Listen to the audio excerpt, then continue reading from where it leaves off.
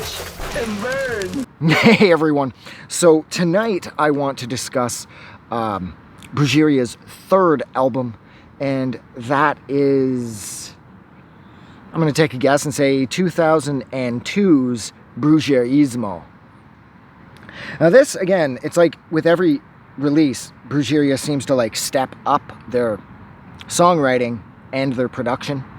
Because whereas with Mentando Gueros, I felt that it was more like traditional grind, sort of rough around the edges, and you know the production was a little on the lo-fi side, which perfectly encapsulates everything that grindcore stands for, of course, which is the entire purpose of grindcore, as I understand it, is to sort of be like anti everything that traditional music would stand for. Like for me, you use grindcore to try and explode the head of someone from the 1950s. Like, if someone had a time machine, well, actually, if somebody had a time machine, I'd just push them out of the fucking way and forget this little grindcore challenge thing and just get inside the time machine, fire back to 1970, and live out the rest of my life from that point forward. Because right after landing in 1970, I would smash that fucking time machine into a billion pieces, so I could never return. But anyways, yeah. If you were to take a time machine, you get somebody from the 50s into the now, and you put on like a record like Brujeria's first one. The point of grindcore is to sort of, like I said, like cause sort of like a Scanners thing to happen where their heads will explode. But with Raza Odiata, it's like they slowed down a little, and there's a little more focus on songwriting and structure, and so the songs got catchier and way more fun, and I absolutely love the drums on Raza Odiata. My favorite thing about this record is just how crushing it is. This is like their blackest record. This record, it's just like, it's oozing evil, I guess, in a way. Like, I'm a little too old to be using terms like oozing evil in regards to a record, but it is. This is sort of like Brujeria's most satanic album, I suppose. It's also, too, like their heaviest, the thickest, the biggest, the baddest fucking production, too.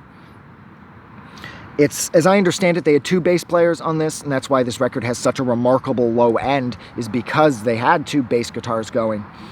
My favorite songs on here are the title track, Brujerismo, Anti-Castro is on here, El Desmadre, which is so rad, and my absolute favorite song on here, which is coincidentally like one of my favorite songs of all time, is the closer, and that is Cita de la Mente, which is kind of funny because there was this time, I can't remember where I was in a store, and I was singing the words, like, well, I shouldn't say I wasn't really singing, it was more like I was reciting the words, and I don't even know what the words mean. Like, I was sort of just saying the words in bad Spanish as I know them for the song Cita de la Mente.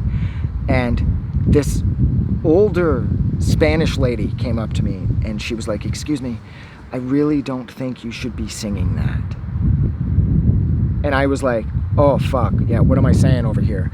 I'm trying to, like, if to me it's just a song, right? But I know Brujeria's stuff isn't good because apparently their sort of shtick is that they are the enforcement arm of some type of drug cartel. I believe that was Brujeria's sort of story, was that they were like I said, they were like the military wing of a drug cartel that used black magic and, fuck, the light died, now you can't even see me, to use like black magic and violence in order to control the people that the said cartel that they work for is looking to control. So I'm guessing that Cita de la Mente doesn't mean anything good. I've never bothered to translate lyrics or anything using Google. I just love that song. You know, I didn't realize what I could be potentially singing, because to me it's just catchy and it's fun. But look, I think I'm gonna go because you can't see me anymore. So thank you so much for hanging out with me while I discussed Brujeria's fucking killer third album, and that is Brujerismo. Like always, if you liked this review or whatever the fuck this was, don't forget to do something nice for somebody. But most importantly, please don't forget that the world is a better place because you are in it. Thank you for watching. I'm gonna go. Have a good night. I think it's gonna rain.